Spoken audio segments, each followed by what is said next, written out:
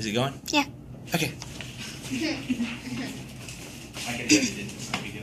Okay, so first 5, we did unit rate. Did y'all have a problem with that? No, sir. Okay, this is like the second time we've done unit rate. Did y'all have any problems with it at all? No, sir. Okay, do you understand the real life implications? When you would actually use the unit rate? Yes. Like how many people are in each one of the rows and stuff like that? Yes, sir. Okay. In this lesson, we're going to try to figure out which one of these pizzas is the best price.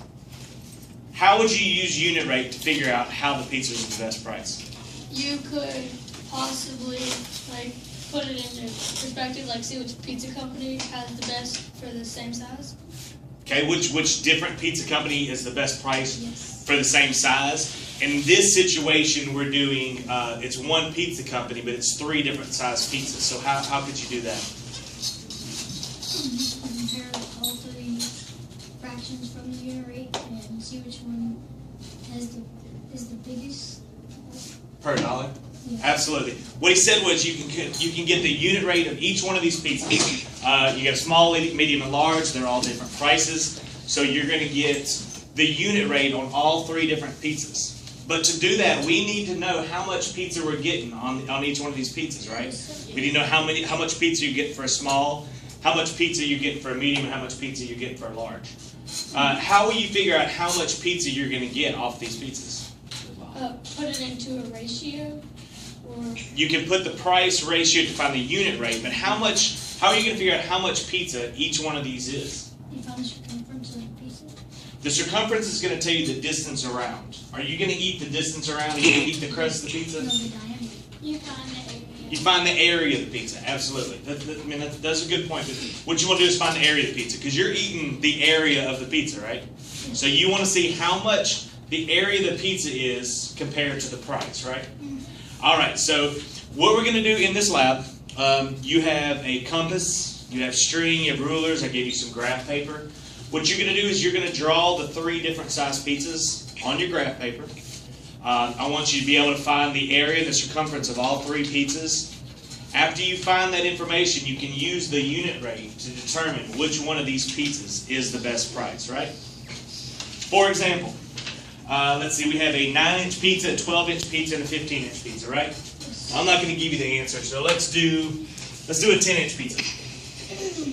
Let's say we have a 10-inch pizza. If we have a 10-inch pizza, how can we find the area of that 10-inch pizza? Yes? Divide since 10 inches the diameter, right? Sure. You divide it by 2 and then find Absolutely. What he said with this 10-inch pizza is the diameter of the pizza. And to find area, what do we need to know?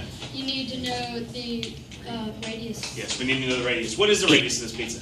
5. The radius is 5 inches. Very good. And using the radius, how can we find the area of the pizza? You multiply 5 by itself, 5 by itself, and then what? and then you divide it by 2. What? 5 times 5. You got it. Say it again for me. 25 times 5. Actually, absolutely. What he said was you're going to multiply the radius by itself, and then you're going to multiply that times pi. So we're going to do 5 times 5. You say it was 25 times pi. So you'll have 314 times 25. That line doesn't go there. It goes right there. And what is 3 times 25? What is 3 quarters? It's about 75. So just for right now, we're going to do about 75. So how much area are we going to have out of a 10-inch pizza? 75 inches. About 75 inches Square. square. Very good. Okay, so now that I have my area, how can I set up that as a ratio according to the price? You can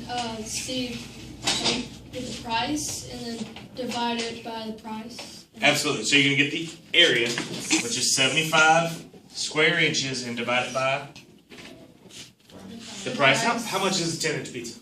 That's $7. $7 sounds good to me. So we're going to divide it by $7. And then, this is dollars. And then how will we set this up as a proportion so we can find out the unit rate?